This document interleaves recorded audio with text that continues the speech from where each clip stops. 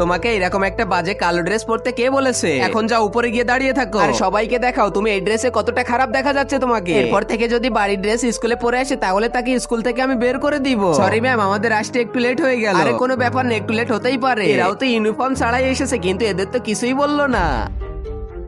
আমার এই টেবিলটা কে পরিষ্কার করেছে? তোমাকে দিয়ে একটা টেবিলও পরিষ্কার করানো যায় না? তোমার চেহারা দেখি অনেক পরিষ্কার করে আসো। আরে ওই পিছনে আবার কে ঘুমাচ্ছে? আরে ম্যাডাম আমি। আচ্ছা আচ্ছা ঠিক আছে, তুমি ঘুমিয়ে পড়ো। এই স্যানিটারি বক্সটা মেয়েদের জন্য বানানো হয়েছে। তোমাদের মধ্যে কেউ যদি পেট নেস্টে ভুলে যায় তাহলে এর ভিতর থেকে ইউজ করতে পারো। আমি একটা নেই জুতোর ভিতরে দিয়ে দে। আজকে তো তোর পা পিছলালো না, আজকে তো আমার জুতায় আমি পেট লাগাইছিলাম। তোমার এত সাহস কিভাবে হয় জুতোতে ওটা লাগানো? ও যেটা ইচ্ছা করতে পারবে, তুমি ওকে কিছুই বলতে পারবে না।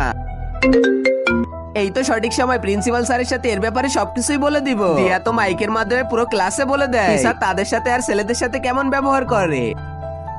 তোমার মতো টিচার আমাদের স্কুলে লাগবে না, তুমি রিজাইন নিতে পারো।